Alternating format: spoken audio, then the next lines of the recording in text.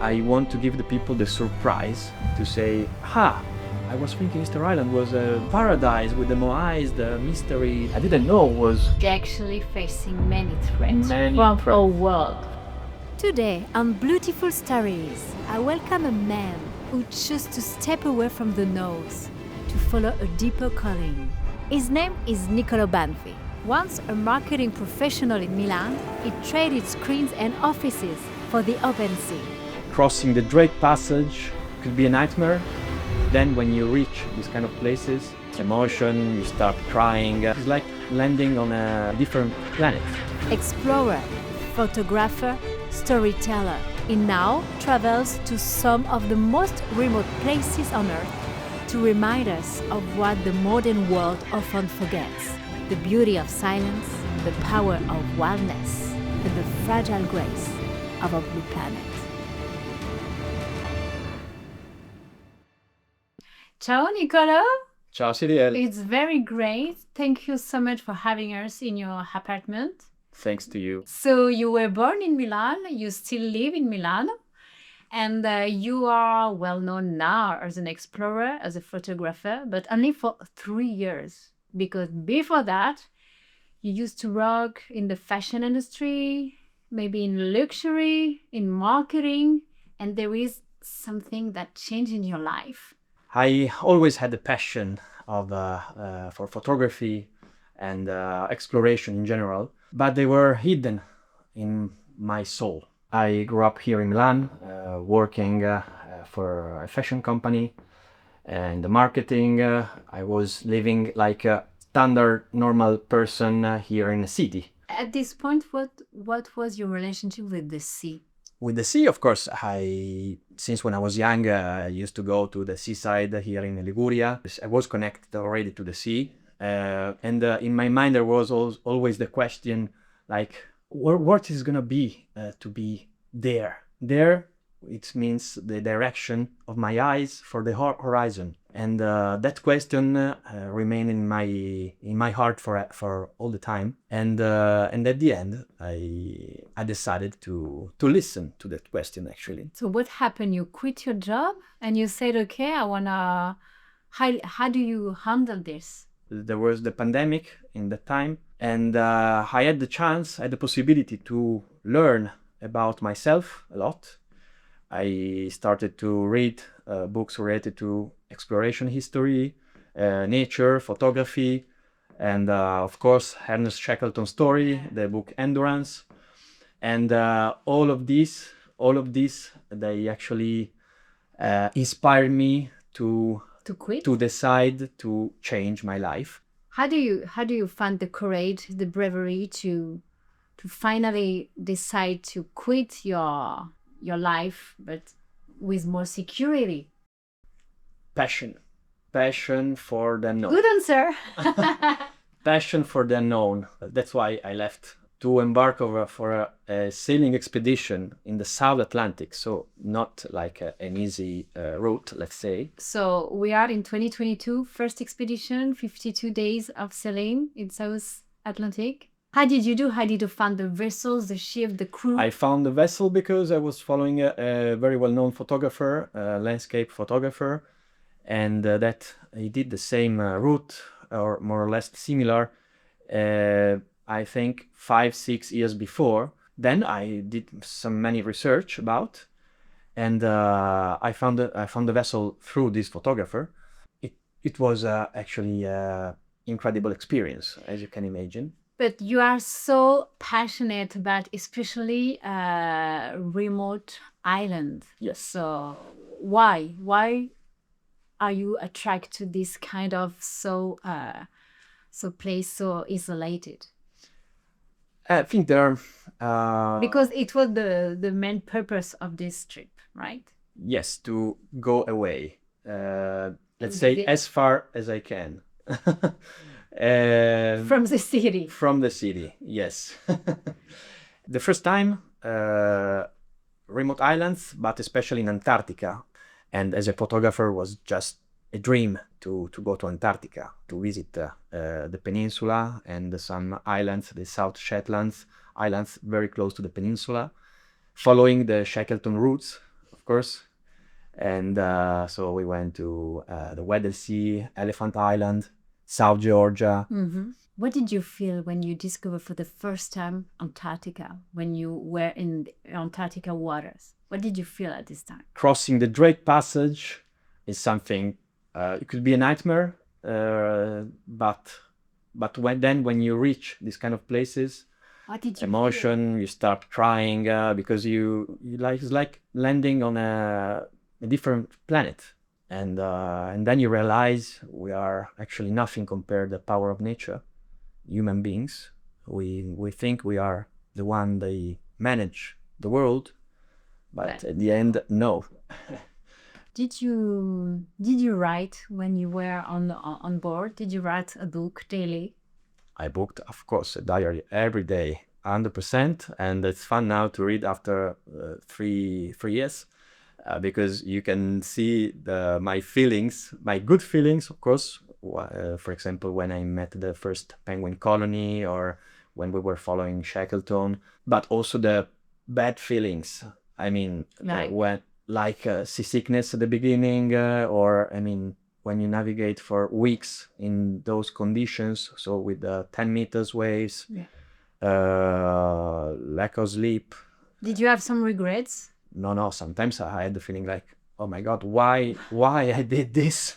It's a nightmare. But then when people ask me, I say like, in that expedition, I felt the worst feelings of my life, but also the best ones. Up and downs. So at the end, no regrets. And this is crazy because during this trip, for almost 2 months, you didn't have any connection, right? I remember I had my phone with me at the beginning, and then just put aside for more than 2 months. And How did you leave this connection? Wow, it's incredible. Sometimes you start to think about maybe at home, things about your family, you think about your family, your relations, and maybe some questions about how the world is going to be once we arrive at the end. For example, while we were on board without connection, Russia invaded Ukraine, and to receive this information the first time from the captain, because was the only one with a bit of connection for the security, for the security of everything, of the crew. Yeah. Exactly. Was like, oh my God, without you start to make a lot of questions, and without any certainty. And that actually was really, I mean, an interesting experiment. Let's say that nowadays it's almost impossible to be without the phone for more than 1 week, maybe 2 weeks. Emails, notifications, whatever. I can imagine 2 months without. 2 months is crazy. Did you feel that you belong to nature when you were on board? 100%. 2 months trip. 100%. I have in my mind some special moments. The first time we landed in South Georgia, in Salisbury Plain, which is one of the biggest colonies, king penguin colonies. And then, you start thinking about human beings are part of this. And from that point, I realized this could be my real life. I have to find a way, but this could be my real life. And also I had a really special encounter in South Georgia. While we were there, the Agulhas second, they found the Endurance, the Ernest Shackleton ship in the Weddell Sea while we were there. And that thing, I mean, I always been very passionate about Shackleton, and to be there the same day they found the Endurance was such a special moment. Wow. And then I met Mensumbound, the expedition leader of the Agulhas. And from that point, we became friends, and we're still in touch. And he actually inspired me a lot in terms of exploration topics. And so from those moments, so the nature, the penguins, these encounters, they gave me the motivation to the spinta to go in this direction. And then from there, I started to think about a real project. And from this expedition adventure, you create a project called Remoteness, Eyes to the Age, especially to give voice to the local communities. Remoteness was born actually after the first expedition, and where the mission is to document the most remote islands in the world, showing the beauty, the landscapes, the wildlife of these remote places. But the most important thing is that the people of these islands. And so the main mission is to give the voice to the local communities. They manage environmental projects, for example. Like what? Yeah. Because they are facing many climate issues in those Exactly. places. Yeah, like. Exactly. For example, plastic pollution especially. So I had in mind this all the time. And that's why I decided to do the Pacific crossing 1 year later. I started in Easter Island. We passed through Pitcairn Island, French Polynesia, and Tonga, and then Fiji. So, it was a really intense expedition. What was the goal of this second expedition? To go deeper and to have more time with the local communities? My goal was to go on these islands and to documenting them, talking with the people, following the local people, basically. And for example, in Easter Island, I had the opportunity to meet Tuti, which is the director of this small organization called Te Mau Te Waikava. And they are very busy to try to save their island from the plastic pollution. Because Easter Island is in a position where the ocean currents, they're really strong. And like every week, they need to do some cleanups on some exposed beaches, and they need help. They need help. And they need to be listened to. They need recycling solutions. They need the recycling solutions, but they need also some hands, some voluntaries, because they're just 2-3 people.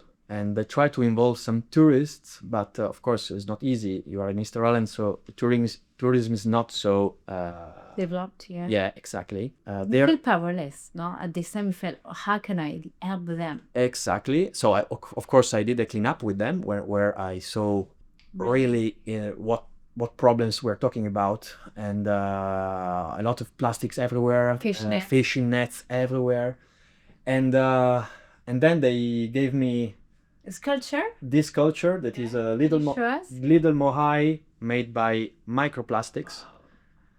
So they try to do their best to do also. This is a solution, because actually they try to give to the tourist this kind of. They sell it. They try to sell. It's not easy, of course, but they try. Wow. And it's made totally made by microplastics. It's really special, and I keep this with me. And that point, actually, I realized I need to do something for them. That's why I'm creating Remoteness, Eyes to the Edge project. And in the near future, there's going to be a documentary about this. So after these 2 expeditions, you were so inspired by their local communities, because they are facing many climate issues, especially with plastic pollution, that you have the idea to create your own foundation and also a documentary. Yes. Tell us more about all these huge projects. Yes, this is another kind of adventure, let's say, but quite busy anyway, quite intense.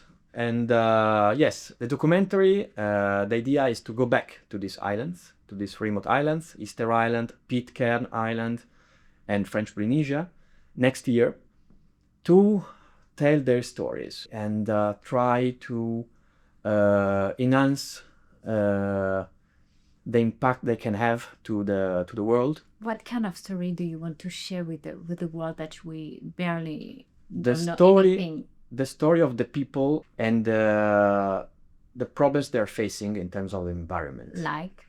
Like for example, in Easter Island, I want to show the story of Te Mau Te Waikava and the Tuti story, so the plastic pollution situation they are facing, but also some atolls in the French Polynesia, for example. They are facing, of course, the sea level that is rising a lot. What kind of solution we are there?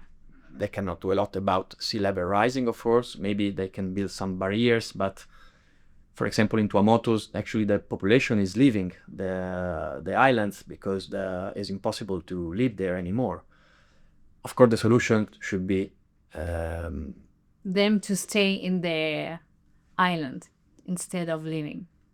exactly, but they cannot manage the situation. We should care. The world should care about this in terms of sea level rising, because of course, and it's very related to Antarctica. We were talking about Antarctica before. We were talking, and the ice that is melting in a very fast way is impacting also these kind of islands. They are in the Pacific, so everything is connected. That's why I love to say that everything is connected. And I do an example. If you think about land and the forest, for me the ocean is like a forest, because the forest, they have the trees, and they are all connected with the roots. Yeah. Everything is connected. Yeah. The ocean is the same. And I like to think that the trees are the islands. They are all connected by the ocean currents. So the documentary is focused on this, to give the voice to these people and these projects. And so the foundation. Yes. So what is the main goal, and how can we help them to face all these threats? The documentary, of course, is the first project of the Remoteness Foundation, based, of course, here in Milan, but is talking to everyone.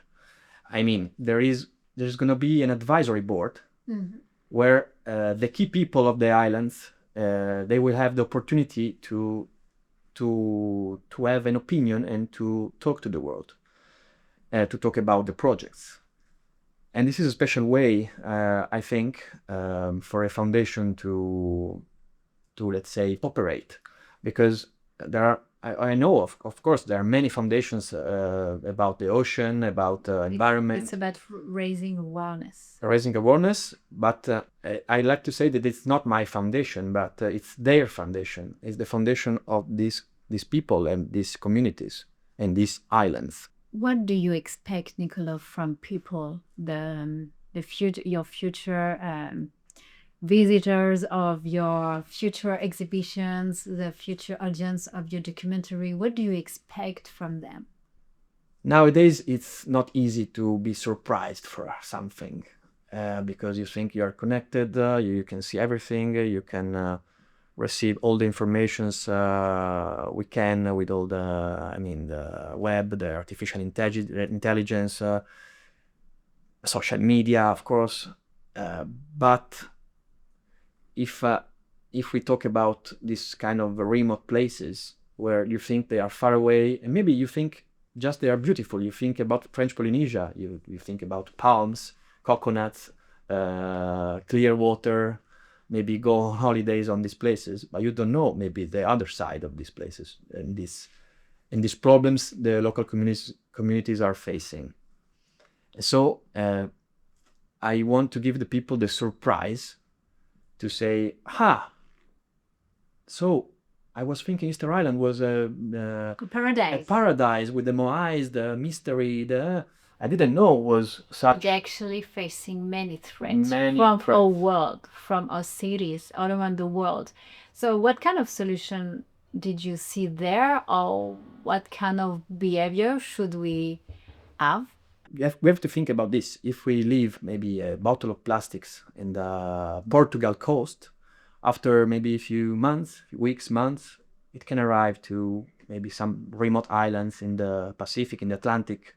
There are many interesting solutions, and also talking to them, they also have some interesting solutions. Their problem is that they cannot talk to the people. That's why I'd like to be in the middle, try to spread their voice, because they're talking about interesting projects. In Easter Island, for example, apart from the beach cleanups, they are building a catamaran in an old Polynesian style, and they want to use it to do research in the marine protected area they have around the island, and to do education with the children of the schools of the island. So, I mean, they need, of course, help in terms of they need financing, money to do this kind of projects. So I think we can work in two ways. One is try to change our behavior at the beginning, at the origin. Raising conscious, yeah.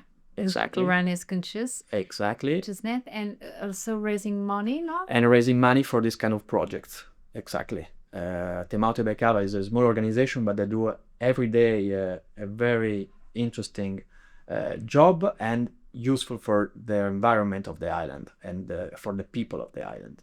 How can we help you, Niccolò, in this new, huge journey as an explorer, as a co-director, as an entrepreneur, as the founder of a new foundation? How can we help you, follow you?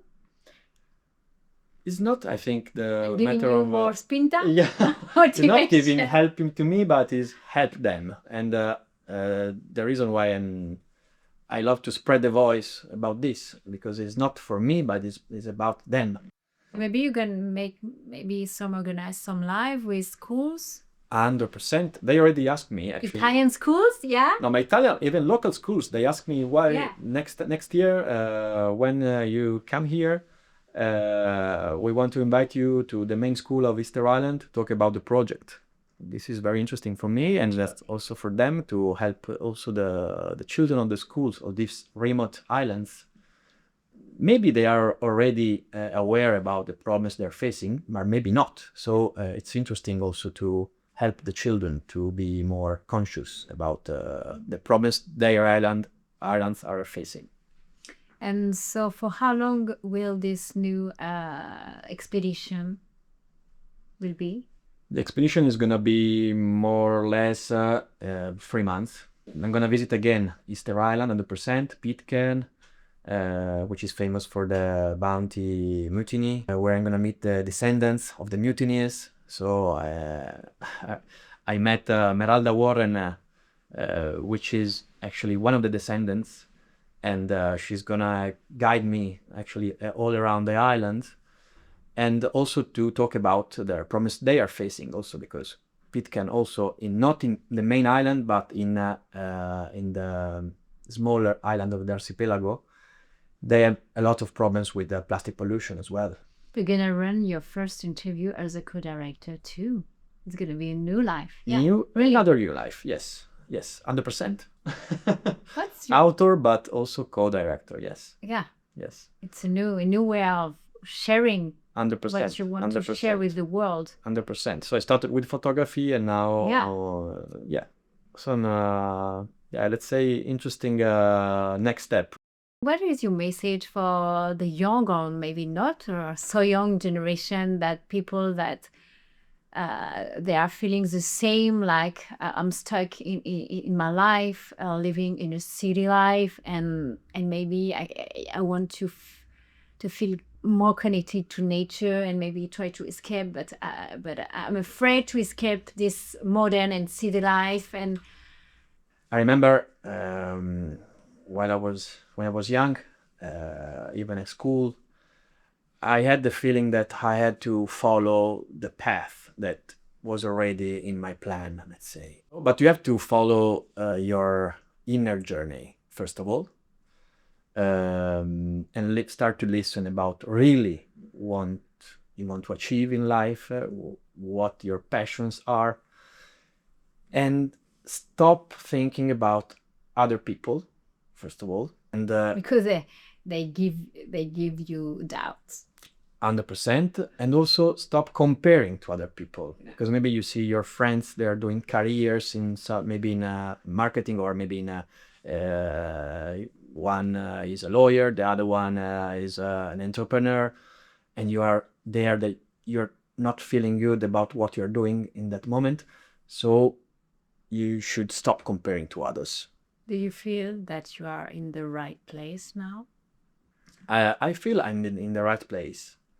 But I know also that I still don't have 100% certainties. I mean, the life I've chosen now is this one. So without certainties, but the path is clear. Now my life is based not by maybe I don't like to define job. What I'm doing now is not a job. It's a mission for me. This is not nice to say, but if tomorrow I'm gonna die for any reason, I'm centered and my life is this and my mission is this. I feel very relaxed and in peace about this. So I know that this is the right path. When I am hearing your story, it's like mine. Few years ago, it's like you find a purpose, no? You found it's not a job, it's a mission. So you found your purpose in life. There is a Your word. calling. There is a Japanese word, ikigai. Your ikigai. So if you find your ikigai, it's not easy, but I mean, I found it. How? That's huge. How living my previous life without regrets. No one can judge me again, and this is my life now. So Niccolò, if you were a marine animal, what would you be? An humpback whale. Okay, why? Because this is the first encounter I had underwater in the Pacific. And I remember the moment. It was very emotional. I was in Tonga, and I remember I was swimming around with other people, and I remember this humpback whale was quite young, and she came close to me slowly, and I was like, first time I saw something like big like this in the water. I was like scared at the beginning, while she was coming close to me, but then our eyes, they crossed. yes, we crossed. But you were on the vessel, not in the water. I was in the water. Ah, Yeah. snorkeling or diving? Snorkeling. And I remember the feeling of my heart was like, and then I stopped crying under the water, I remember. And it was such an emotion, because then she remained with me for half an hour, going around me, and then she went away. But that moment was like, oh my God. You met. Yes. If you could take everyone on Earth to one place you explored, where would it be? Why? The Salisbury Plain colony in South Georgia, where I first time met all the king penguins. There are 120,000 couples of king penguins. You are in the middle, and with no people around, just the crew you are with. And it was just a incredible emotion. And so I think everyone on Earth should experience what I did. What we have to do to change the mentality of the government to make the real and the necessary protection of the ocean. Spreading the voice about this kind of projects related to the ocean, of course. The governments, they're not doing enough to preserve not the ocean, but in general the planet. And so we need to continue to raise awareness. Also using our skills. So if you more regulation. Also using your art skills, or artists should help this cause. There's many, but we should continue. Filmmaker. I know, but it's not enough. Photographers. It's not enough. Photographers, filmmakers, of course. Journalists. And brand company. Brand companies, 100%. Like Ecoalf, there is awareness. And so, Niccolò, what is the question for the next guest? How did you decide to start your career related to the ocean? Good question. So, thank you so much, Niccolò, for this intimate discussion with us on Beautiful Story. Thank you so much for sharing that, and we are so exciting for your every upcoming project. So congratulations. Thank you, Sylvia. Stay connected. Thank you very much. Thank you very much. Thank you for listening to the Ecoalf podcast Beautiful Stories. Stay tuned for the next one. See you underwater.